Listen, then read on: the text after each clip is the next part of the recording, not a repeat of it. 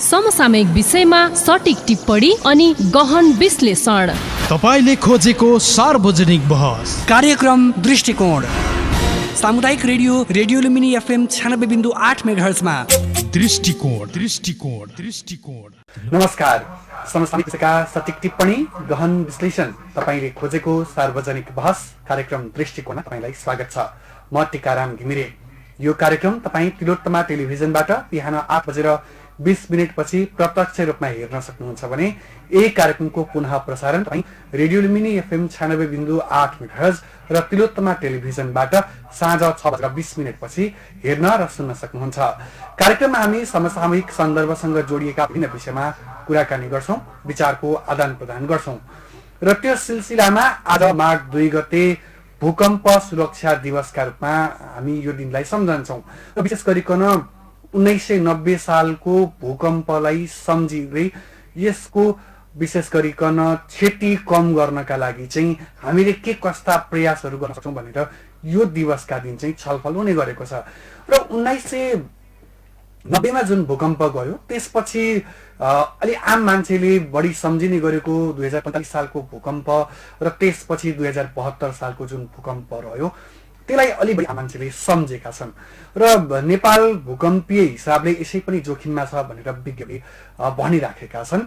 आज हामी भूकम्प के हो, यो कसरी जान्छ, यो प्रतिरोधी संरचना बनाउने सवालमा हामीले के गर्न सक्छौं र यसै सन्दर्भसँग जोडिएर हामी अरू विभिन्न विषय हामी कसरी जोखिममा छौं भन्ने सन्दर्भसँग पनि हामी जोडेर कुराकानी गर्छौं। हामीसँग यो मामिलाका एकजना जानकार वरिष्ठ इन्जिनियर सर स्वागत छ। नमस्कार। हजुर, भूकम्प के हो र यो कसरी जान्छ सुरु गरौँ। यो भूकम्प भनेको चाहिँ के हो भन्दाखेरि यो जुन पृथ्वीका चाहिँ विभिन्न चाहिँ भागहरू 8वटा चाहिँ 7वटा मेजर टेक्टोनिक प्लेटहरू चाहिँबाट चाहिँ बनिरहेका छन्। ती टेक्टोनिक प्लेटहरू चाहिँ को एक आपसमा चाहिँ निरन्तर रूपमा चाहिँ कोही घर्षिरहने, कोही चाहिँ एक आपसमा चाहिँ जुड्ने र कोही चाहिँ एक आपसबाट छुट्टिने चाहिँ त्यो प्रक्रिया, निरन्तर प्रक्रिया चाहिँ यो हाम्रो पृथ्वीको चाहिँ उत्पत्तिदेखि नै चाहिँ चलिरहेको छ।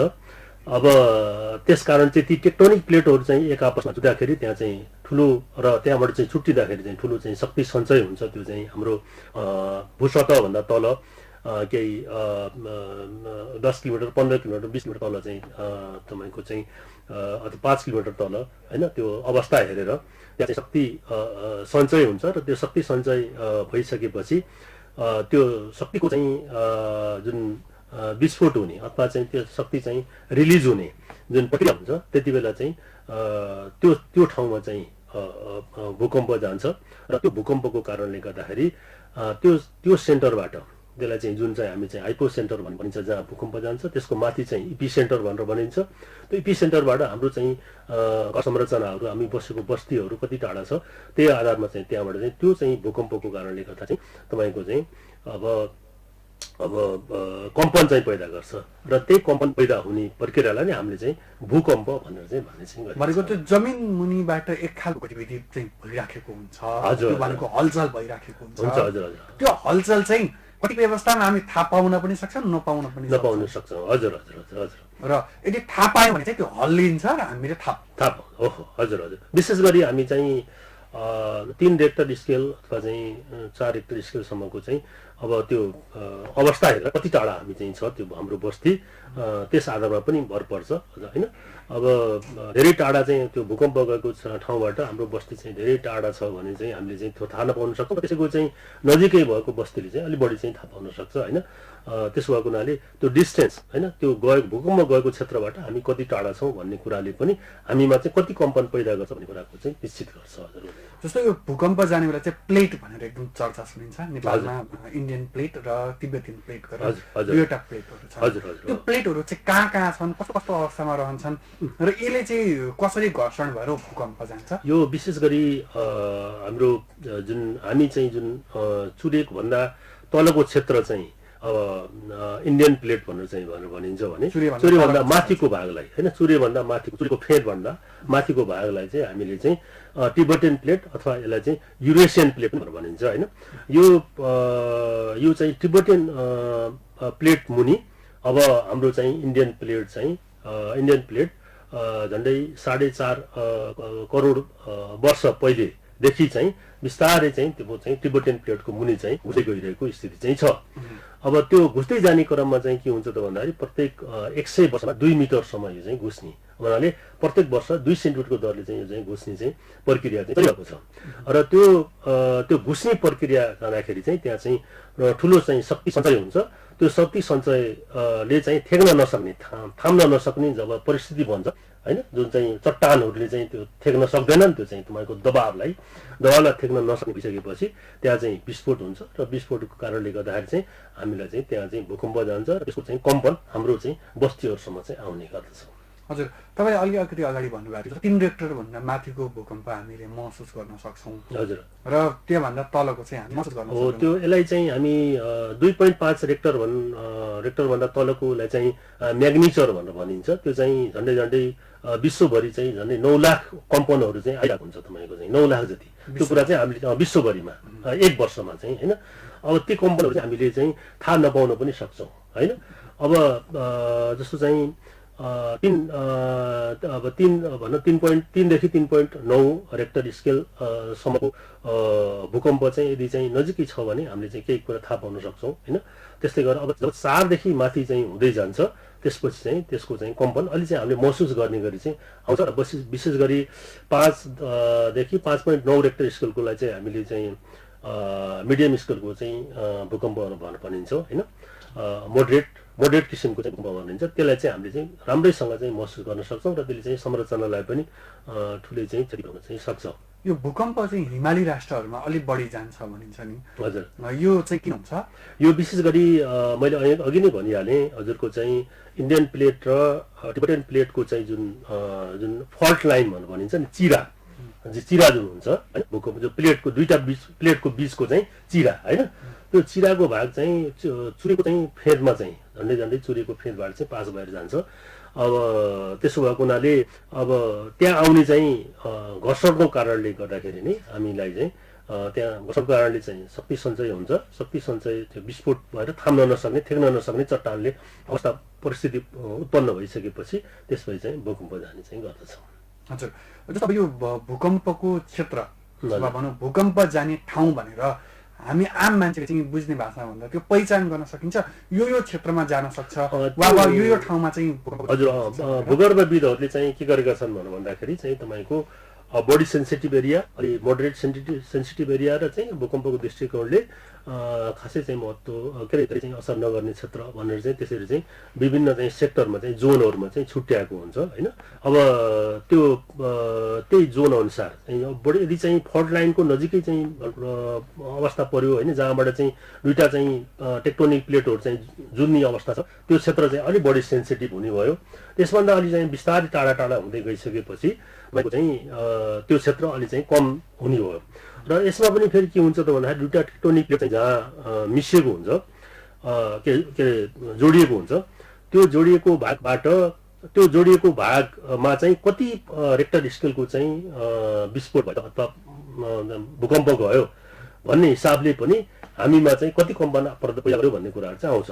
त्यसको साथसाथै त्यो चाहिँ जुन भूकम्प गएको क्षेत्रको चाहिँ चट्टानको अवस्थिति कस्तो छ, यदि चाहिँ एकदमै चाहिँ तपाईँको कमलो माटो छ भने हैन, त्यो कमजोर संरचना कमजोर चाहिँ भूथल छ भने त्यसले चाहिँ कम्पन चाहिँ बढी पैदा गर्छ। यदि चाहिँ ढुङ्गा भएको क्षेत्र चाहिँ बढी छ भने त्यसले चाहिँ कम्पन चाहिँ कम पैदा गर्छ। र त्यो भूकम्प भएको क्षेत्रबाट र हाम्रोसँगको बस्तीको चाहिँ बीचमा चाहिँ पर्ने चाहिँ जस्तो चाहिँ ढुङ्गाको संरचना छ भने त्यसबाट आउने चाहिँ कम्पन पनि चाहिँ कम हुँदै जान्छ तपाईँको। किन भन्दा त्यसले चाहिँ चाहिँ बढी चाहिँ भूकम्पको लहरलाई चाहिँ रोकिदिन्छ, थेक्दिन्छ तपाईँको चाहिँ हैन। अब यदि चाहिँ त्यहाँ त्यो चाहिँ माटोको चाहिँ संरचना भएको क्षेत्र चाहिँ छ भने त्यसबाट चाहिँ आउने चाहिँ कम्पन चाहिँ अलि चाहिँ बढी हुन्छ। र हाम्रो बस्ती जुन चाहिँ हामी बसेको छ त्यो कस्तो चाहिँ भागमा बसेको छ, अलि गेग्रेटो माटो अलि ढुङ्गा भएको ठाउँमाथि चाहिँ हाम्रो चाहिँ संरचना बसेको छ भने हामीलाई चाहिँ त्यो कम्पन आउने चाहिँ जुन कम्पन हुन्छ भूकम्पको कम्पन, त्यो कम्पन चाहिँ अलिक कम हुन्छ भने यदि चाहिँ हाम्रो चाहिँ अलिक तलैसम्म चाहिँ हाम्रो चाहिँ एकदम कमजोर माटोमा चाहिँ संरचना बनेका छन् भने त्यसबाट चाहिँ पैदा हुने चाहिँ कम्पन चाहिँ एकदमै चाहिँ बढी हुन्छ। यो तराई क्षेत्रमा पनि नि कतिपय ठाउँमा चाहिँ जस्तो भूकम्पको कम्पन चाहिँ एकै प्रकारको हुँदैन। हजुर, हुँदैन एकदमै हुँदैन। त्यो चाहिँ किन? त्यही हो तपाईँको चाहिँ बनेको चाहिँ संरचनामा को मुनिको चाहिँ भूबनोट कस्तो छ हैन, त्यसको आधारमा चाहिँ तपाईँमा हुने चाहिँ कम्पनमा चाहिँ फरक पर्ने भयो। यदि चाहिँ तपाईँको जस्तो चाहिँ तपाईँले चाहिँ देख्नुहुन्छ काठमाडौँमा चाहिँ 2072 साल वैशाख 12 गते गएको भूकम्पमा कीर्तिपुर क्षेत्रमा चाहिँ त्यसको चाहिँ अलिक कम असर भयो भने सीतापाइला क्षेत्रमा चाहिँ बढी असर गर्यो। त्यसै काठमाडौँको त्यही क्षेत्रहरूमा जस्तो बानेश्वर क्षेत्रमा चाहिँ कम क्षति भयो। कारण के त भन्दाखेरि यहाँ तल त्यो क्षेत्रको तल बनेको भूबनोट हैन, त्यसमा रहेका चाहिँ तपाईँको चट्टानको अवस्थितिले चाहिँ के गर्छ त भन्दाखेरि यदि चाहिँ कमाउनु माटोतिर चाहिँ तपाईँको के हुन्छ भन्दाखेरि त्यसको कम्पन बढी जान्छ र चाहिँ त्यो संरचनालाई चाहिँ बढी हल्लाइदिन्छ र क्षति बढी गरिदिन्छ। यदि त्यस तल बनेको चाहिँ गेग्रेटिभ माटो छ भनौँ न, त्यो बढी चाहिँ ढुङ्गाको चट्टान भएको अवस्थिति छ, त्यस्तो छ भने त्यसले चाहिँ त्यो जुन भूकम्पको लहरले त्यसलाई चाहिँ अलिक चाहिँ कम हल्लाउँछ तपाईँको चाहिँ। त्यसले गर्दाखेरि त्यसबाट आउने कम्पन पनि कम हुँदै जान्छ। यो भूकम्पीय जोखिमलाई चाहिँ मापन गर्ने तरिका चाहिँ के हो? अति भूकम्पीय जोखिम क्षेत्र वा भनौँ मध्यम भूकम्पीय जोखिम क्षेत्र र कम जोखिम क्षेत्र हो। त्यसैको लागि चाहिँ के गरे हुन्छ भन्दाखेरि नेपाल सरकारले पनि त्यसलाई जोनिङ गरेको छ, विभिन्न जोनमा चाहिँ बाँडेको छ हैन। अब जस्तो हामीले चाहिँ भूकम्प प्रतिरोधी घर बनाउँदाखेरि पनि त्यही जोनको आधारमा हामीले चाहिँ डिजाइन गर्छौँ हैन। र विशेष गरी त्यही चाहिँ तपाईँ टेक्टोनिक प्लेटको चाहिँ त्यो लाइनदेखि कति टाढा छ, त्यो क्षेत्रको चाहिँ संरचना कस्तो छ, भूगर्भविदहरूले हेरेर आउँछन् हैन। त्यहाँभित्र अनि त्यो फल्ट लाइनबाट तपाईँसँग कम्पन आउने क्षेत्रको बिचको चाहिँ भूगर्भ के अरे तपाईँको चाहिँ भूबनोट कस्तो छ हैन, अब भित्रको चाहिँ जियोलोजी कस्तो छ, ती सबै कुराहरूले चाहिँ के गर्छ त भन्दाखेरि त्यो कुरालाई चाहिँ तय गर्छ। तपाईँको चाहिँ यदि तपाईँको चाहिँ नजिकै एपिसेन्टर छ, तपाईँको घर संरचना नजिकै छ भनिसकेपछि त तपाईँको चाहिँ त्यसबाट पैदा हुने कम्पन पनि चाहिँ हुने भयो। र कति टाढा चाहिँ छ त तपाईँको भूकम्प जाने ठाउँ भनौँ न, बढी सम्भावित ठाउँबाट तपाईँको चाहिँ बस्ती कति टाढा छ त्यसले पनि चाहिँ बढी तय गर्ने कुराहरू चाहिँ भइहाल्यो। मैले ऐनी कुराहरू चाहिँ भने मैले होइन। त्यसो हुनाले ती सबै कुराहरू फ्याक्टरलाई हेरेर नेपाल सरकारले यो चाहिँ विभिन्न जोनमा चाहिँ बाँडेको छ। तपाईँको चाहिँ 1 number John, 2 number John, 3 number John, 4 number John. त्यसरी चाहिँ हामीले चाहिँ के गर्छौँ भन्दाखेरि डिजाइन गर्दाखेरि त्यसको चाहिँ यति फ्याक्टर अफ सेफ्टी लिनु अथवा यति फ्याक्टर लिनु भनेर चाहिँ भनेको हुन्छ। त्यही अनुसार हामीले चाहिँ भूकम्प प्रतिरोधी भवन बनाउँदाखेरि पनि ती फ्याक्टरहरूलाई चाहिँ लिएर हामीले चाहिँ क्यालकुलेसन गरेर अब अर्थक्वेक रेजिस्टेन्स बिल्डिङहरूको चाहिँ डिजाइनहरू चाहिँ गर्ने गरेका छौँ। हजुर, त्यो भनेको चाहिँ जस्तो अब अहिले भूकम्पको जुन तीव्रताको कुरा छ, जस्तो कति तीव्रताको गयो वा भनौँ कति समय त्यसले हल्लायो भन्ने कुराले पनि अर्थ लाग्छ। जस्तो भूकम्पको सरदर चाहिँ हल्लाइ चाहिँ कति समय? यो सरदर हल्लाइ चाहिँ म्याक्सिमम चाहिँ 2 मिनटसम्म हुन्छ। अब त्यो 20 सेकेन्ड पनि हुनसक्छ, 30 सेकेन्ड पनि हुनसक्छ, 1 मिनट पनि हुनसक्छ। र त्यो धेरै बढी हल्ला 2 मिनटसम्म चाहिँ हुन्छ, त्यो 2 मिनटभन्दा बढी चाहिँ हुँदैन होइन। र त्यो जुन कम्पन पैदा गर्छ त्यसलाई चाहिँ हामीले चाहिँ जुन मोडिफाइड मर्कली इन्टेन्सिटी भनेर भनिन्छ होइन। त्यही आधारमा हामीले चाहिँ हाम्रो कम्पन त्यहाँ भूकम्प जाने भनेको रेक्टर स्केलमा हुन्छ, परिमाणमा हुन्छ तपाईँको चाहिँ होइन। अनि हामीसँग आउने भनेको चाहिँ कम्पनको चाहिँ इन्टेन्सिटी हुन्छ होइन। त्यो इन्टेन्सिटी कतिसम्म चाहिँ हामीले चाहिँ इन्टेन्सिटीको चाहिँ भूकम्पलाई चाहिँ टेक्निक संरचना गर्नु त भन्ने बारेमा चाहिँ इन्जिनियरहरूले चाहिँ 1 देखि 12 सम्मको चाहिँ हुन्छ। र विशेष गरी नेपालमा चाहिँ डिजाइन गर्दाखेरि 9 MMI भन्छ होइन, 9 रेक्टर स्केल होइन कि MMI। त्यो रेक्टर स्केल भनेको चाहिँ परिमाण, जहाँ चाहिँ विस्फोट भयो त्यो चाहिँ भयो परिमाण भयो होइन। त्यसबाट आउने कम्पनलाई चाहिँ इन्टेन्सिटी भनेर भनिन्छ होइन। त्यो चाहिँ अब इन्टेन्सिटी र त्यो चाहिँ तपाईँको जुन रेक्टर स्केललाई चाहिँ हामीले एउटै तरिकाले बुझ्ने गरिन्छ, त्यो चाहिँ फरक कुरा हो होइन। अब हामीसँग आउने चाहिँ कम्पन भनेको चाहिँ इन्टेन्सिटीमा चाहिँ हुन्छ होइन। त्यो इन्टेन्सिटी चाहिँ हाम्रो 9 इन्टेन्सिटी MMI सम्मको चाहिँ हामीले चाहिँ भूकम्प प्रतिरोधी भवनहरू चाहिँ बनाउनु पर्ने हुन्छ। त्यो चाहिँ 12 सम्म हुन्छ र विशेष गरी नेपालमा चाहिँ हामीले चाहिँ 9 सम्मको चाहिँ। यो नेपालमा चाहिँ भूकम्पको जोखिमको क्षेत्र चाहिँ नि कुन कुन क्षेत्रमा अलिक बढी देखिया छ? अब यो चाहिँ विशेष मैले त्यही भने अब जुन फल्ट लाइनहरू चाहिँ जहाँबाट पास भएको छ, चुरेको चाहिँ फेदबाट चाहिँ पास भएर गइरहेको छ होइन। अब त्यो चुरेको फेदहरूको जहाँबाट चाहिँ पास भएर गएको छ त्यो चाहिँ क्षेत्र चाहिँ अलिक बढी चाहिँ जोखिमपूर्ण हुन्छ। र त्यो चाहिँ विशेष गरी अब हामीले चाहिँ देखिहाल्यौँ तपाईँको चाहिँ काठमाडौँ पनि एकदमै जोखिमपूर्ण क्षेत्रमा चाहिँ परिरहेको छ होइन। अब हाम्रो क्षेत्र पनि यो रूपन्देही पनि अब जोखिमपूर्ण क्षेत्रमै पर्छ र यहाँ चाहिँ यो क्षेत्रमा चाहिँ झन्डै 500 वर्षसम्म चाहिँ यहाँ एपिसेन्टर बनाएर गएको चाहिँ भूकम्प गएको छैन। त्यसो भएको हुनाले अब यो किन चाहिँ 500 वर्षसम्म पनि यो क्षेत्रलाई चाहिँ के अरे एपिसेन्टर बनाएर किन भूकम्प गर्ने गएन भन्ने कुरा चाहिँ विज्ञहरूले चाहिँ एउटा चाहिँ अनुसन्धानको विषय बनेको छ होइन। अहिलेसम्म चाहिँ गएको छैन र चाहिँ त्यसो भएको हुनाले पनि यहाँ अलिक बढी विस्फोटै हुन्छ कि भन्ने अलि डिस्ट्रिङ चाहिँ किसिमको चाहिँ भूकम्प आउँछ कि भन्ने कुराहरू पनि विज्ञहरूले चाहिँ अनुमान गरिराख्नु भएको छ होइन। किन भन्दाखेरि 500 वर्षसम्म शक्ति सञ्चय भएर भएको छ। विशेष गरी 80 देखि 100 वर्षसम्म चाहिँ भूकम्प जानुपर्नेमा अब चाहिँ 500 वर्षसम्म पनि यसलाई सेन्टर बनाएर चाहिँ किन भूकम्प गएन होइन। त्यो त्यस हिसाबले पनि यो क्षेत्र चाहिँ अलि संवेदनशील क्षेत्र चाहिँ मै छ र जुन मैले भनिहालेँ हजुरको चाहिँ चुरेको चाहिँ फेदबाट चाहिँ फल्ट लाइनहरू जुन चिरा भूकम्पको चिरा होइन दुईवटा टेक्टोनिक प्लेटको चाहिँ जुन फल्ट लाइन हुन्छ त्यहीबाट पास भएको हुनाले त्यो क्षेत्र चुरेको चाहिँ फेदको क्षेत्र चाहिँ अलिक बढी चाहिँ संवेदनशील बन्छ। हजुर त्यो भनेको चाहिँ जस्तो अब अहिले हामीकोमा भूकम्पका हिसाबले हामी जोखिममै छौँ हजुर। त्यसो अब अलिकति तयारीको कुरा गरौँ न। हजुर हजुर हामीले भूकम्प जान्छ भन्ने कुरा त थाहा पायौँ हजुर। अब त्यसका लागि हामी मानसिक रूपमा पनि भौतिक रूपमा पनि तयारी हुनु पर्यो। त्यो तयारी भनेको चाहिँ के हो? यसमा चाहिँ के हुन्छ भन्दाखेरि भूकम्प जानुभन्दा पूर्व तयारी भनेर भन्छ होइन।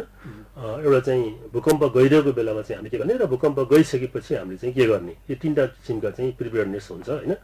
भूकम्प जानुभन्दा अगाडि चाहिँ हामीले चाहिँ विशेष गरी घरमा अब भूकम्प जाँदा बित्तिकै चाहिँ अब के गर्ने त भन्ने कुराहरू चाहिँ आउँछ नि तपाईँको चाहिँ।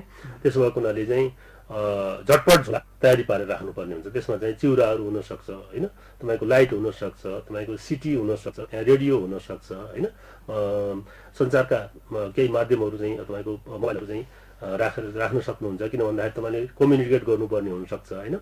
अब यी कुराहरू चाहिँ त्यो झोलामा झटपट झोलामा चाहिँ राखिन्छ र चाहिँ भूकम्प जाँदा बित्तिकै हामीले चाहिँ भाग्नुपर्ने स्थिति हुन्छ।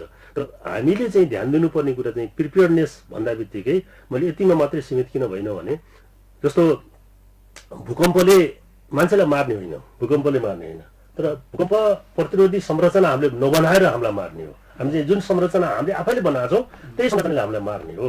त्यसो भएको हुनाले हामीले चाहिँ गर्नु पर्यो के हो त भन्दाखेरि भूकम्प जाँदाखेरि पनि त्यो गर्लाम गुर्लुममा नढल्ने किसिमले चाहिँ हामीले संरचना बनाउनु पर्यो होइन। त्यो संरचना बनाउनु नै के त भन्दाखेरि कुराकानी हो। हामीले चाहिँ ढुक्कसँग सुत्ने जस्तो चाहिँ अब तपाईँको घरमा विभिन्न चाहिँ क्र्याकहरू आउला, कुनै चाहिँ अलिकति वालहरू पल्टेला केही होला होइन, अब सामान्य चाहिँ क्षति होला, तर त्यसलाई चाहिँ मर्मत गरेर फेरि बनाउन सकिएला। त्यसो भएको हुनाले हामीले चाहिँ के भन्दाखेरि हामीले गर्नु पर्यो के हो भन्दाखेरि त्यो भूकम्पले गर्लाम गुर्लुममा चाहिँ संरचना ढलेर मानवीय क्षति हुने जुन चाहिँ परिस्थिति बन्छ त्यो नबन्ने किसिमले हामीले चाहिँ संरचना बनाउनु पर्यो र त्यतैपट्टि चाहिँ हाम्रो चाहिँ ध्यान चाहिँ जानुपर्ने जरुरी हुन्छ। र हामीले तयारी गर्दाखेरि पनि त्यसरी अब भूकम्प जाँदाखेरि चाहिँ हामी चाहिँ कुन ठाउँमा बस्ने त, कुन क्षेत्र चाहिँ अलिक बढी सुरक्षित हुन्छ घरको भनेर पहिले नै परिवारमै छलफल गर्ने। भूकम्प गइहाल्यो हल्लिहाल्यो तुरुन्तै भाग्न त नसकिने स्थिति रहन्छ। चाहिँ घरको कुन भागमा बस्दाखेरि चाहिँ अलिक बढी चाहिँ सुरक्षित भइन्छ भन्ने हिसाबले चाहिँ पहिले नै कुरो तयारी गरेर हामी चाहिँ बस्नुपर्ने हुन्छ। जस्तो चाहिँ घरको कुनाहरू जुन हुन्छ नि, घरको कुनाहरू अब वालहरू चाहिँ अब चाहिँ कमजोर चाहिँ संरचना छ नि, वाल पल्टेर पनि मान्छेलाई चाहिँ अब क्षति हुने चाहिँ स्थिति हुन्छ। त्यसो भएको हुनाले बढी तपाईँको मजबुत पिलरको नजिकै चाहिँ तपाईँ उभिएर बस्नु हो भने त्यसबाट चाहिँ तपाईँको जोगिने सम्भावना हुन्छ। टेबल जस्ता सामानहरू चाहिँ जो कहिलेर पनि नलाग्ने हो त्यस्तो ठाउँमा चाहिँ गएर हामी चाहिँ ठ्याक्क यो ठाउँमा बस्ने है, भूकम्प गइहाल्यो भनेर चाहिँ पहिले नै हामी सल्लाह गरेर चाहिँ अथवा चाहिँ भाग्नु पर्यो भने पनि तुरुन्तै भाग्नु पर्ने भन्ने भए पनि तपाईँको चाहिँ कहाँ भाग्ने होइन। जस्तो चाहिँ अब सडकको बिचमा बस्नु पर्यो, तपाईँको चाहिँ तार मुनि बस्नु हो भने तारै चुनेर आएर तपाईँ हाई टेन्सन लाइनले करेन्ट लाग्न सक्ने स्थिति हुन्छ। ठुलो रुखको चाहिँ तल जानु हुँदैन, किन भन्दा बढी चाहिँ रुख हल्लिएर आँगा भाँचिएर पनि तपाईँलाई चाहिँ तपाईँको चाहिँ क्षति गर्न सक्छ होइन। अब पोलहरू विद्युत पोलहरू चाहिँ ढल्न सक्छ होइन। त्यस्तोमा चाहिँ भागेर चाहिँ एकदम चाहिँ गरेर जानु हुँदैन। र चाहिँ तपाईँको चाहिँ विशेष गरी घरहरूमा चाहिँ गमलाहरू राखेका हुन्छन्, निस्कँदा बित्तिकै माथिको गमला चाहिँ झरेर टाउको लाग्ने सम्भावना हुन्छ अथवा प्यारापेट वाल चाहिँ ढलेर चाहिँ लाग्ने सम्भावना हुन्छ।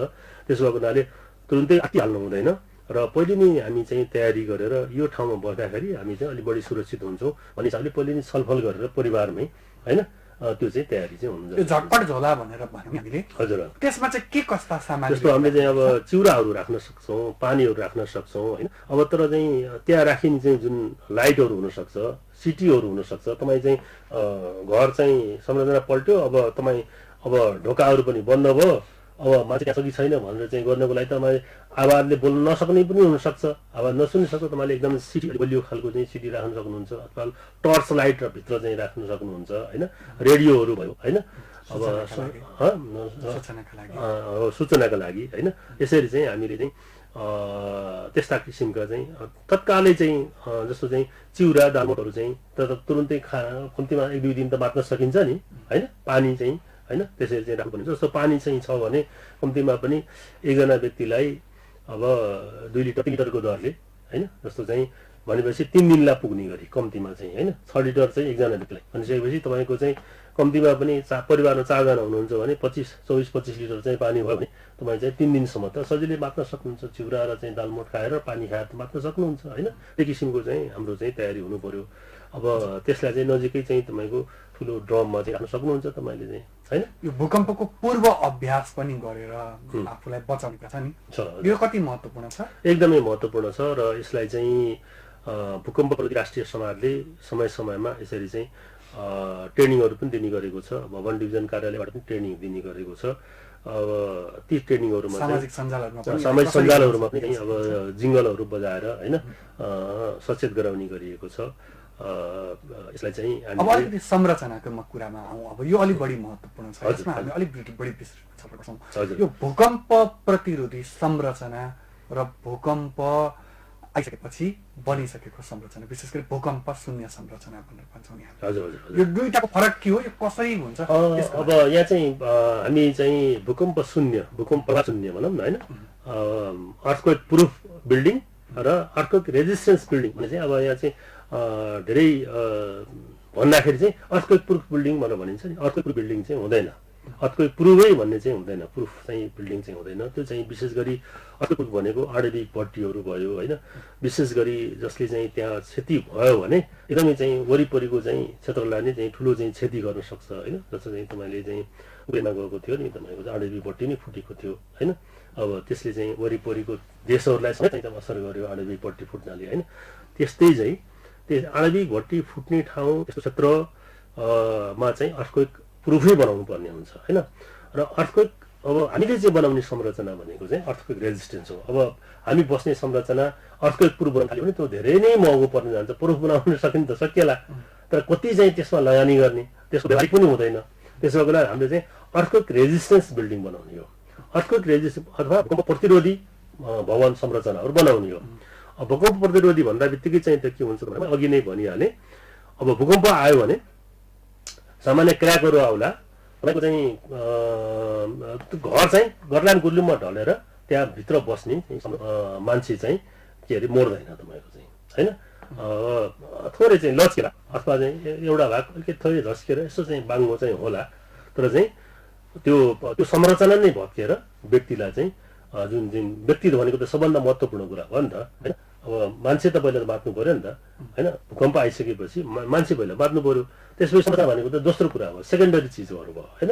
त्यसो भएको हुनाले मान्छे बाँच्न भूकम्प आउँदाखेरि चाहिँ त्यो संरचनाले मान्छेलाई क्षति नगर्ने गरी सामान्य क्षति भनौँ न, सामान्य घाउ चोट त लाग्न पनि सक्छ, किन भन्दाखेरि तपाईँले राखेका जुन सामानहरू छन् सामानहरू पनि ढलेर पनि लाग्न सक्छ, तपाईँलाई सामान्य चोटपट पनि लाग्न सक्छ। तर चाहिँ त्यसमा मेजर चाहिँ तपाईँको चाहिँ त्यो घरलाम गुल्लुममा ढलेर चाहिँ तपाईँलाई चाहिँ मार्दैन हो। त्यो चाहिँ भनेको चाहिँ भूकम्प प्रतिरोधी भवन हो। र त्यही मैले अहिले भनिहालेँ, यो चाहिँ नेपालको सन्दर्भमा एमएमआई होइन, अब मोडिफाइड मर्काली इन्टेन्सिटी चाहिँ 9 सम्म चाहिँ हुने गरी हामीले चाहिँ भूकम्प प्रतिरोधी भवनहरू चाहिँ बनाउने गरिन्छ। यो कसरी बनाउन सकिन्छ? यसको लागत चाहिँ महँगो हुन्छ कि सस्तो हुन्छ? यो भूकम्प प्रतिरोधी भवन यहाँ चाहिँ धेरै कन्सेप्ट छ। भूकम्प प्रतिरोधी भवन बनाउँदाखेरि चाहिँ धेरै नै महँगो हुन्छ भन्ने चाहिँ जुन कन्सेप्ट छ त्यो चाहिँ एकदमै गलत हो। त्यो भूकम्प बनाउँदाखेरि विशेष गरी इन्जिनियरको प्राविधिकको राम्रोसँग सल्लाह गरेर गऱ्यो भने 5 देखि 15% चाहिँ महँगो पर्न सक्छ हैन। जस्तो कि अब हामीले पहिला घर बनाउँदाखेरि जग बन्धन राखिँदैन थियो हैन। भवनको तल जगमा पनि बिम राखिँदैन थियो। त्यसपछि माथि गएर टाई बिम मात्रै राख्ने, त्यसपछि त्यहाँभन्दा माथिहरू बिमहरू राखेर चाहिँ जाने गरिन्थ्यो। जग बन्धन नराख्ने चलन थियो नि तपाईँको चाहिँ हैन। तलको चाहिँ जुन हात्ती पाइलालाई जोड्नको लागि जग बन्धन चाहिँ राखिँदैन थियो। अहिले चाहिँ राख्ने चाहिँ हामीले चाहिँ यो बिल्डिङ कोडले चाहिँ अनिवार्य चाहिँ गरेको छ। त्यस्तै चाहिँ हामीले अब पिलरहरू कत्रो राख्ने, बिमहरू कत्रो राख्ने हैन। अब त्यहाँ बन्ने चाहिँ जुन पिलरमा प्रयोग हुने चाहिँ कङ्क्रिट चाहिँ कति रेसियोको चाहिँ सिमेन्ट बालुवा गिट्टीको चाहिँ रेसियो कति हुनुपर्छ हैन। जस्तो पहिला चाहिँ भूकम्प जानुभन्दा पहिला M15 भनेर भनिन्थ्यो। M15 भनेको 1/4 को चाहिँ कङ्क्रिट राख्ने गरिन्थ्यो भने अहिले चाहिँ M20 चाहिँ मिनिमम चाहिँ गरेको छ नेपाल सरकार बिल्डिङ कोडले हैन। M20 भनेको चाहिँ तपाईँको चाहिँ 1.5 3 हैन। 1 सिमेन्ट 1.5 बालुवा 3 गिट्टी हैन, यसरी चाहिँ गरेको छ। अब त्यसबाट चाहिँ बन्ने चाहिँ जुन स्ट्रेन्थ हो हैन, स्ट्रेन्थ चाहिँ र त्यहाँ राख्ने चाहिँ छडहरू भयो हैन। अब मैले અહીં भनिहालेँ एउटा चाहिँ त्यो जुन पिलरहरूको साइज, बिमहरूको साइज, फाउन्डेसनमा राख्ने टाई बिमहरूको जगबन्धनको साइज हैन, फाउन्डेसन बिम, त्यसपछि टाई बिम र त्यसपछि माथि आउने चाहिँ बिमहरूको चाहिँ साइज र त्यसपछि झ्याल ढोकाहरू चाहिँ तपाईँको कुनाबाट कति टाढा राख्ने हैन, कति अग्लो राख्ने, कति पर्सेन्टेज राख्ने, घर त्यो भित्रको चाहिँ गारोको चाहिँ टोटल चाहिँ कोठाको लम्बाइको कतिसम्म चाहिँ राख्न सकिन्छ, यी सबै कुराहरू यावत कुराहरू चाहिँ बिल्डिङ कोडमा चाहिँ राखिएको हुन्छ हैन। त्यो भनौँ न एक्सप्लेन गरिएको हुन्छ। त्यही अनुसार हामीले चाहिँ संरचनाहरू बनाउनु पर्ने हुन्छ। भूकम्प प्रतिरोधी घर चाहिँ इट्टाको मात्रै हुन्छ कि ढुङ्गा माटो वा भनौँ? यसमा चाहिँ के छ भन्दाखेरि हामीले पिलर सिस्टमबाट चाहिँ बनाउने चाहिँ घर हो र गारोबाट पनि हामीले चाहिँ भूकम्प प्रतिरोधी भवन बनाउनु सकिन्छ। त्यसको लागि छुट्टै मापदण्ड छ, गारोबाट बनाउने चाहिँ मापदण्डहरू। र विशेष गरी इटाको चाहिँ भवन चाहिँ 3 तलासम्म हामीले चाहिँ पिलर नराखेर पनि भूकम्प प्रतिरोधी बनाउन सकिन्छ। तर चाहिँ जुन बिल्डिङ कोडले चाहिँ भनेको छ हैन, भवन आचार संहिताले जुन भनेको छ त्यही किसिमले चाहिँ त्यो चाहिँ जगदेखि माथि चाहिँ छतसम्मै हजुरको चाहिँ ती जुन कोडले भने अनुसार नै चाहिँ संरचनाहरू चाहिँ बनाउनु पर्यो। त्यसमा चाहिँ प्रयोग हुने निर्माण सामग्री हैन, त्यही किसिमको चाहिँ नक्सा डिजाइनहरू चाहिँ हुनु पर्यो ताकि चाहिँ त्यो भूकम्प आउँदाखेरि चाहिँ त्यसलाई चाहिँ संरचना चाहिँ गर्न सकोस्, प्रतिरोधी बनोस् है, भूकम्प रेजिस्टेन्स बनोस् भन्ने हो हैन। त्यसो हुनाले इटाको चाहिँ गारो चाहिँ लाउनु छ भने 3 तलासम्म हामी जान सकिन्छ, ढुङ्गाको 2 तलासम्म जान सकिन्छ। अब पिलर सिस्टमको हो भने त हामी चाहिँ अब धेरै माथिसम्म गएको स्थिति चाहिँ छ हैन। अब त्यो चाहिँ डिजाइनरले त्यहाँको चाहिँ अवस्थिति सोइल टेस्टबाट चाहिँ कति तलासम्म चाहिँ जान सकिन्छ भनेर चाहिँ त्यो आइडेन्टिफाई गरेको हुन्छ हैन। सोइल टेस्ट पनि हेर्नुपर्छ, तलको चाहिँ माटो परीक्षण गरेर हैन त्यो गरेको हुन्छ। त्यसो भएको हुनाले अब भूकम्प प्रतिरोधी भवन भनेको पिलर सिस्टम हो भन्ने कुरा चाहिँ गलत हो हैन। तर चाहिँ हामीले गारो ढुङ्गाको चाहिँ गारोबाट चाहिँ गऱ्यौँ भने हामी 2 तलासम्म, जस्तो पहाडका घरहरू हाम्रा चाहिँ ढुङ्गाकैबाट बनेका छन् हैन र त्यस्तै गरेर इटाको चाहिँ छ भने 3 तलासम्म चाहिँ जान सकिन्छ। तर चाहिँ तपाईँको चाहिँ त्यसलाई पनि भूकम्प प्रतिरोधी बनाउन सकिन्छ हैन, इटाको पनि ढुङ्गाको पनि। तर चाहिँ बिल्डिङ कोडले चाहिँ भनेको छ तपाईँको कहाँ चाहिँ बन्धनहरू राख्नुपर्ने हुन्छ, कहाँ चाहिँ तपाईँको कस्तो संरचना चाहिँ ले चाहिँ त्यो गारोलाई चाहिँ जोड्नु पर्ने हुन्छ भन्ने कुराको चाहिँ बिल्डिङ कोडले आइडेन्टिफाई गरेको छ हैन। यो क्षेत्रमा यो चिज राख्नुपर्छ। अब सिल ब्यान्ड, लिन्टेल ब्यान्ड, स्टिचहरू कुन ठाउँमा चाहिँ राख्ने हैन, तपाईँको चाहिँ डिबिसी लेभलमा चाहिँ कत्रो खालको बिम राख्ने, फाउन्डेसन लेभलमा कति राख्ने, अब चाहिँ गारोको साइज कति हुने हैन, अब माथि चाहिँ स्ल्याबको साइज कति हुने, स्ल्याबलाई जोड्ने चाहिँ टाई बिमको चाहिँ साइज कति हुने, यी सबै कुराहरू चाहिँ बिल्डिङ कोडले चाहिँ भनेको छ।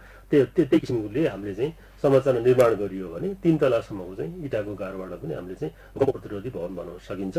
यसको अर्थ यो होइन कि तपाईँको चाहिँ पिलरवाला मात्रै चाहिँ भूकम्प प्रतिरोधी हुन्छ भन्ने कुरा चाहिँ होइन। हजुर, त्यसो भए चाहिँ जस्तो जुन संरचनामा हामीले घर बनाउँदैछौँ नि, जुन जग्गामा घर बनाउँदैछौँ त्यहाँ भूकम्प प्रतिरोधी घर मात्रै बनाएर नहोला, त्यसको माटो परीक्षण गर्नुपर्ने, त्यसको जमिनको परीक्षण गर्नुपर्ने कुरा चाहिँ कति महत्त्वपूर्ण छ? एकदमै महत्त्वपूर्ण छ। हामीले चाहिँ कुनै पनि घर बनाउनुभन्दा अगाडि चाहिँ सोइल टेस्ट गर्नुपर्ने हुन्छ। मैले अहिले भने नि तपाईँको चाहिँ इन्टेन्सिटी के को आधारमा घर पर्छ त भन्दाखेरि जगमुनि चाहिँ भनेको चाहिँ माटोको बनोट होइन कस्तो छ त, त्यसले पनि चाहिँ हामीलाई चाहिँ त्यो कम्पनको मात्रा चाहिँ इन्टेन्सिटी चाहिँ दिने भयो कि कति चाहिँ हल्लाउने भन्ने कुरा चाहिँ त्यसमा भर पर्ने भयो। त्यसो हुनाले हामीलाई चाहिँ के गर्नु पर्यो, त्यो तलको चाहिँ माटो परीक्षण गर्नु पर्यो होइन, ताकि चाहिँ घरै चाहिँ भाँसिएर चाहिँ तल नजाओस् होइन। त्यहाँको माटोको बनोट कस्तो छ त्यो आधारमा हामीले चाहिँ फाउन्डेसनको साइज दिन्छ इन्जिनियरहरूले होइन, फाउन्डेसनको साइज दिन्छ कि होइन। जस्तो चाहिँ अब पिलरको तल चाहिँ हात्ती पाइलेको साइज कति राख्ने त भन्ने कुरा चाहिँ त्यही सोइल टेस्टको आधारमा त्यसको चाहिँ बेयरिङ क्यापेसिटी भन्छ, सोइल बेयरिङ क्यापेसिटी, त्यो सोइल बेयरिङ क्यापेसिटीको आधारमा चाहिँ जगको चाहिँ साइज चाहिँ हामीले निर्धारण गर्छौँ। हजुर, अब यो घर बनाउने कुरा र विशेष गरी माटो परीक्षण गर्ने कुरा नि सहज त्यति धेरै छैन भनेर धेरै मान्छेले गुनासो गर्छन् होइन।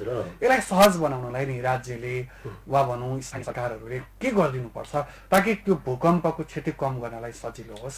स्थानीय सरकारले चाहिँ यसमा चाहिँ अब तपाईँले रिक्वायरमेन्टमा चाहिँ सोइल टेस्ट राखिसकेपछि पब्लिकले चाहिँ सहज रूपमा चाहिँ सोइल टेस्ट गराउनु पर्ने वातावरण त बन्नु पऱ्यो नि त होइन र। त्यसो भएको हुनाले अब जहाँ जहाँ नगरपालिकाहरूमा चाहिँ नक्सा पासमा चाहिँ अनिवार्य रूपमा चाहिँ भूकम्प प्रतिरोधी भवन बनाउने भवन आचार संहिता लागू भएको छन् सबै नगरपालिकाहरूमा होइन। अब त्यो सबै नगरपालिकामा अब त्यो भवनमा कति तलासम्मको भवन बनाउँदाखेरि चाहिँ सोइल टेस्ट अनिवार्य रूपमा गर्नुपर्ने कतिसम्म नगर्नुपर्ने भनेर नेपाल सरकारले एउटा चाहिँ मापदण्ड बनाएको छ। विशेष गरी 5 तलाभन्दा माथिको चाहिँ क्षेत्र के अरे अग्लो भवन बनाउनु भने अनिवार्य रूपमा सोइल टेस्ट गर्नुपर्छ। तर चाहिँ 2 तला 3 तला 4 तलासम्मको चाहिँ छ भने त्यसलाई चाहिँ गर्नु पर्दैन। तर चाहिँ फेरि त्यो एरिया तोकेको छ, यति स्क्वायर मिटर भन्दा बढी भयो भने अनिवार्य रूपमा यति तलासम्म भन्दा माथि र यति स्क्वायर मिटर भन्दा माथि छ भने अनिवार्य रूपमा चाहिँ माटो परीक्षण गर्नुपर्छ भनेर तोकेको छ। र तर चाहिँ सामान्य किसिमका हामी बस्ने घरहरू जुन हुन्छ नि 1000 स्क्वायर फिट भन्दा तलका होइन, यस्तोमा चाहिँ सोइल टेस्ट चाहिँ गर्नु जरुरी छैन। अब तर चाहिँ यदि भूकम्पीय दृष्टिकोणले सेन्सिटिभ एरिया भनेर चाहिँ के अरे भवन डिभिजन कार्यालय अथवा कुनै निकायबाट चाहिँ तय गरिएको छ भने त्यस्तो ठाउँमा चाहिँ हामीले चाहिँ माटो परीक्षण र भूगर्भविदलाई सबै देखाएर यहाँ चाहिँ भवन बनाउनु उपयुक्त छ कि छैन भनेर देखाएर मात्रै चाहिँ भवन बनाउनु पर्ने जरुरी हुन्छ। हजुर, यो भूकम्प चाहिँ भइपरि आउने कुरा पनि भयो, कहिले आउँछ कसरी आउँछ थाहा पनि भएन, आफू सचेत चाहिँ हुनु पर्यो यसका। हजुर हजुर, एकदमै चाहिँ यसमा चाहिँ अब आफै म बस्ने संरचना चाहिँ कतिको बलियो बनाउने र म निर्धक्क सासुक्ने होइन भन्ने हिसाबले चाहिँ नै प्राविधिकको सल्लाह लिएर होइन हामीले भूकम्प प्रतिरोधी भवन बनाइसकेपछि के हुन्छ त भन्दाखेरि निद्रा पनि त मिठो लाग्छ नि त होइन। अब चाहिँ तपाईँको यदि हामीले भूकम्प प्रतिरोधी भवन बनाएका छैनौँ, अब हामीले 5 देखि 15% चाहिँ महँगो हुँदै रहेछ, म त्यो पैसा बचाउँछु भन्दाखेरि हाम्रो चाहिँ सम्पूर्ण परिवारै सखा पनि स्थिति रहन्छ होइन। त्यसो भएको हुनाले पहिलो चाहिँ हाम्रो प्रायोरिटी केमा दिनु पर्यो भन्दाखेरि मान्छेको जीवन बाँच्नु पर्यो। त्यसपछि बल्ल चाहिँ तपाईँको चाहिँ दोस्रो स्टेपमा गएर चाहिँ के भन्दाखेरि पैसाको क्यालकुलेसन गर्नु पर्यो होइन। पैसा मान्छेको जीवन त पैसाभन्दा ठुलो त पैसाभन्दा त सायद मान्छेको जीवन ठुलो होला नि त होइन, पैसा त ठुलो त होइन नि त। त्यसो भए पहिलो चाहिँ हाम्रो प्राथमिकता के हुनु पर्यो त भन्दाखेरि अब भवन प्रतिरोधी भवन बनाऊ र ढुक्कसँग सुतौँ, आनन्दले सुतौँ। र केही भवन प्रतिरोधी भवन बनाएको छ भने गरलाम गुर्लुम संरचना ढलेर हाम्रो परिवारै नष्ट हुने चाहिँ स्थिति बन्दैन। त्यसो भएको हुनाले मैले चाहिँ के सजेसन दिन्छु भन्दाखेरि भूकम्प प्रतिरोधी भवनै बनाउनमा चाहिँ हामीले चाहिँ जोड दिनुपर्छ र स्थानीय निकायबाट पनि यसलाई चाहिँ अलि चाहिँ म्यान्डेटरी गरिएको छ होइन। अब चाहिँ अनिवार्य रूपमा भवन आचार संहिता लागू गरेर नै तपाईँले भवन बनाउनुपर्छ भनेर बार चाहिँ स्थानीय निकायबाट अनुगमन पनि हुने गरेको छ। र यदि चाहिँ जस्तो बनेको छैन त्यसको नक्सा पास चाहिँ नहुने वातावरण चाहिँ छ अहिले चाहिँ। त्यसो हुनाले नक्सा पास गरिँदैन तपाईँको चाहिँ भूकम्प प्रतिरोध भवन आचार संहिताको पालना नगरेर बनाएका संरचनाहरूको चाहिँ नक्सा पास चाहिँ अहिले चाहिँ हुँदैन। त्यसलाई चाहिँ एकदम कडाइका साथ लागू गरिएको छ। यो चाहिँ बुटवल, तिलोत्तमा, सिद्धार्थनगर लगायतका यी चाहिँ यो क्षेत्रका चाहिँ नगरपालिकाहरूले यसलाई चाहिँ अनिवार्य गरेका छन् र यो विशेष गरी मान्छेले चाहिँ धेरै सचेत पनि भइसकेको स्थिति छ र भूकम्प प्रतिरोधी भवनै उहाँहरूले चाहिँ अहिले बनाइराख्नु भएको छ र पुराना घरहरू चाहिँ जुन छन् जसले चाहिँ मानव जीवनलाई चाहिँ क्षति पुर्याउन सक्ने छन् त्यसलाई चाहिँ हामीले रेट्रोफिटिङ अर्थक्वेक रेट्रोफिटिङ गरेर पनि त्यसमा म अलिकति आउँछु। जस्तो कसैले चाहिँ अब अलिक पुरानै घर बनाउनु भयो, हजुर, अब अलिक पहिले घर बन्यो, त्यो बेला थाहा भएन, हजुर, वा थाहा पाएर पनि व्यवस्था गरियो, हजुर, अब त्यो घरलाई भूकम्प प्रतिरोधी बनाउनलाई चाहिँ रेट्रोफिटिङ गर्नुपर्छ, रेट्रोफिटिङ भनेर, हजुर, त्यो चाहिँ कसरी गर्ने, त्यो कति महँगो हुन्छ, यसको प्रक्रिया के छ? यसको त्यो पनि चाहिँ अब स्ट्रक्चरल इन्जिनियरहरू चाहिँ डिजाइन गर्नुहुन्छ रेट्रोफिटिङको लागि होइन।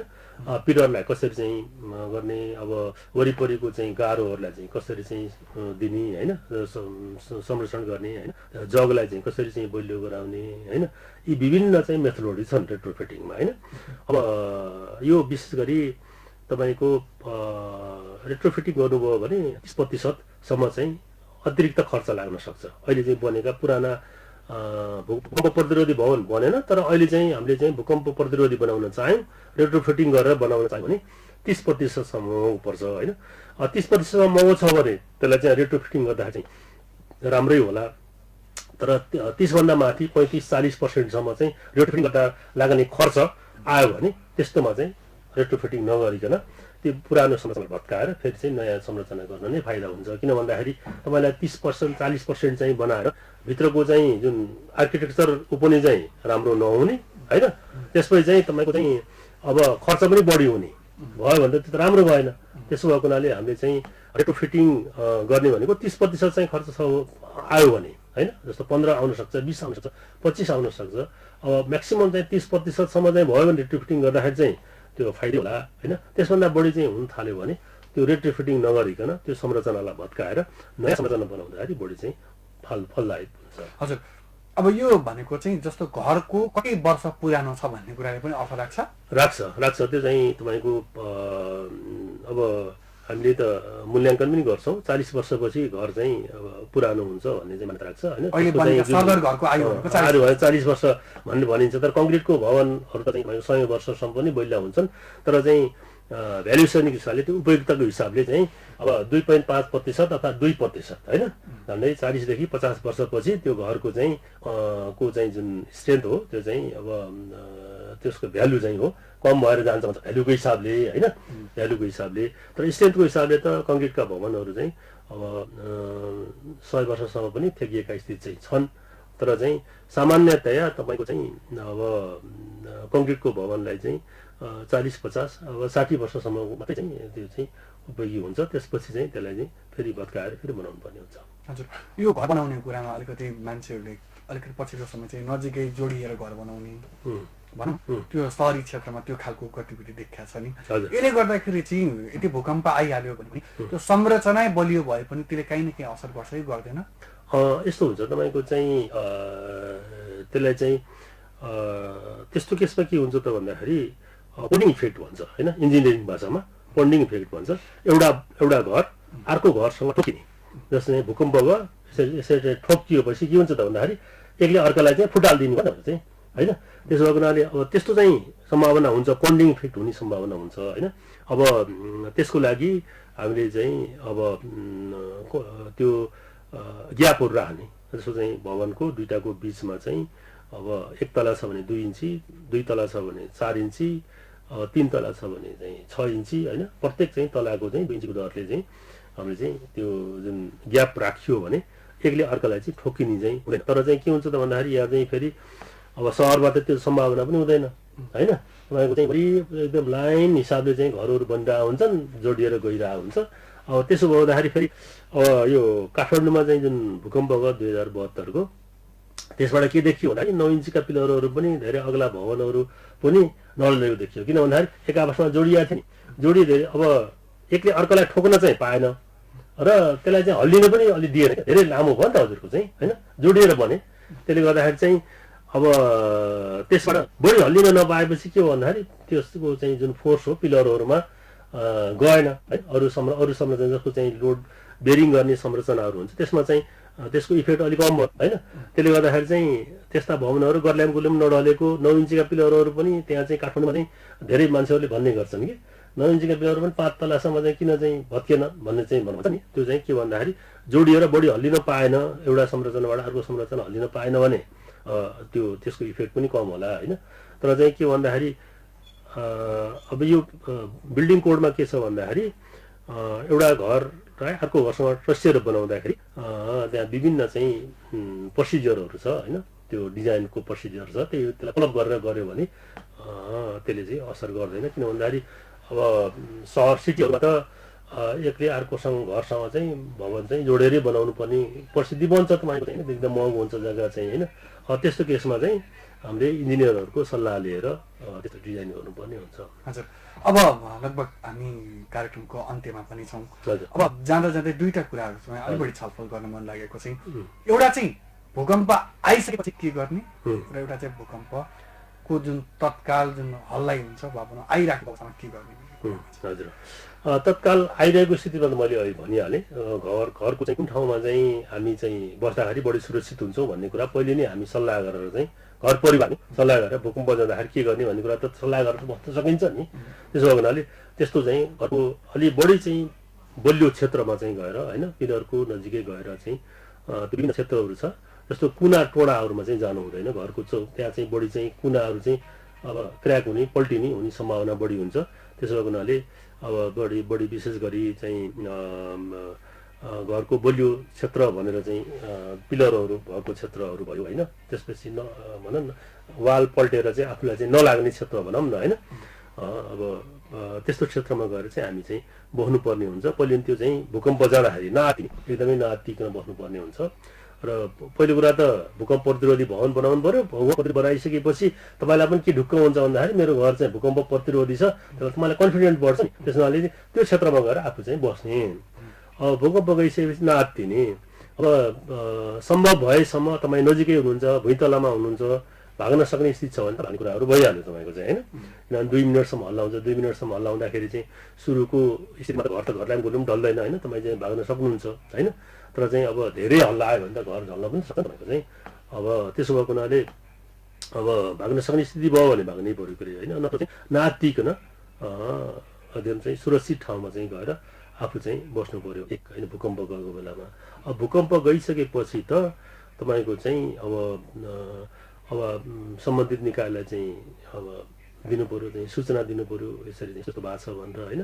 अब भाइ साथीहरूलाई खोज्नमा लाग्नु पऱ्यो। त्यहाँको समुदाय हुन्छ होइन। तपाईँको चाहिँ विभिन्न समुदाय हुन्छन् नि, तपाईँको चाहिँ सहयोगी संस्थाहरू हुन्छन् होइन। उनीहरूलाई चाहिँ जानकारी गराउनु पऱ्यो। कोही विज्ञहरू छ, इन्जिनियरहरू छ, प्राविधिकहरू छ, अथवा चाहिँ त्यो क्षेत्रमा चाहिँ भूकम्पको क्षेत्रमा काम गर्ने चाहिँ कोही एक्सपर्ट मान्छेहरू छ भने उहाँलाई चाहिँ ल हामी चाहिँ सहयोग गर्नुहोस्, यस्तो ठाउँमा यस्तो भयो भनेर चाहिँ छिमेकीमा हुनसक्छ, तपाईँको घरमा नहुनसक्छ होइन। अब तिनीहरूलाई बचाउनेतिर लाग्नु पऱ्यो होइन। र आफू पनि फेरि चाहिँ पराकम्प पनि आउन सक्छ होइन। त्यो भूकम्प गइसकेपछि फेरि पराकम्पको स्थिति पनि रहन सक्छ। त्यसो भएको हुनाले अब चाहिँ सुरक्षित ठाउँमा गएर बस्ने, खुला ठाउँमा खुला आकाशमुनि गएर बस्ने। र त्यसपछि चाहिँ अब अरूलाई चाहिँ सहयोग गर्ने, टेन्टको व्यवस्था गर्ने, खाने पानी विशेष गरी अब चाहिँ तपाईँको टोयलेटको समस्याहरू हुनसक्छ होइन। टोयलेट कहाँ, शौचालय बनाउने, टेन्टको व्यवस्था कहाँ गर्ने, कहाँ सुत्ने। अनि घरमा त अब घर संरचना ढल्यो भने त त्यहाँ बस्नु त मान्छे सक्दैन। त्यसो हुनाले तिनीहरूलाई चाहिँ रेस्क्युको चाहिँ रेस्क्यु गरेर कसरी चाहिँ मान्छेलाई चाहिँ राहत गर्न सकिन्छ, खाद्यान्नहरू पानीहरू होइन कसरी सप्लाई गर्न सकिन्छ त्यतापट्टि चाहिँ हामीले ध्यान दिनुपर्ने हुन्छ। हजुर, अब एकदमै सामान्य मानिसहरूले सोध्ने गरेका, अलिकति नबुझिने गरेका तर अलिकति सुन्दाखेरि चाहिँ सामान्य लाग्ने के प्रश्नहरू सोध्छु त्यो छोटोमा जवाफ यो पराकम्प भनेको के हो, कहिलेसम्म आउँछ भनेर सोध्नुहुन्छ? यो विशेष गरी पराकम्प भनेको के हो भने भूकम्प भइसकेपछि जस्तो के हुन्छ त भन्दाखेरि सम्पूर्ण शक्ति रिलिज भएर बाहिर निस्क्यो भने तपाईँको त्यसपछिको पराकम्प चाहिँ त्यसपछि हुने आफ्टर सक भन्छ यसलाई चाहिँ होइन। आफ्टर सक जाने चाहिँ चान्स अलिकति कम हुन्छ। तर चाहिँ तपाईँको जमिन हल्लियो गएर चाहिँ तपाईँको कुनै ठाउँबाट चाहिँ शक्ति चाहिँ रिलिज हुन चाहिँ सकेन होइन। भूकम्पको चाहिँ जुन कम्पनबाट चाहिँ शक्ति चाहिँ पुरै रिलिज हुन सकेन भने त्यो कहीँ न कतै गएर चाहिँ त्यो चाहिँ अड्केर बसेको हुन्छ होइन।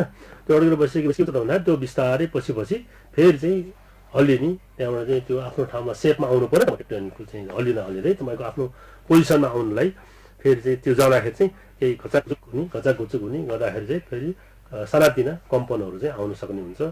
र ठुलो भूकम्प गइसकेपछि पराकम्पबाट चाहिँ खासै डराउनु पर्दैन, त्यो चाहिँ अलिक सानो इन्टेन्सिटीको हुन्छ। त्यसो हुनाले तपाईँहरूलाई चाहिँ तपाईँको संरचनासम्म आउने चाहिँ कम्पन चाहिँ तपाईँको बस्तीसम्म आउने कम्पन चाहिँ कम हुन्छ। हजुर, यो नयाँ ठाउँमा जाने साना भूकम्पहरूले ठुलो भूकम्प जाने जोखिमलाई निकालेको हुन्छ, छिटो ठुलो भूकम्प जान्छ भन्ने भ्रम छ, यो के साँचो हो? अब यो यस्तो छ, तपाईँको चाहिँ त्यही मैले भने कति चाहिँ शक्ति तपाईँको सञ्चय भएर बसेको छ त होइन तल चाहिँ, त्यसले चाहिँ सबै कुराहरू निर्धारण गर्ने भयो।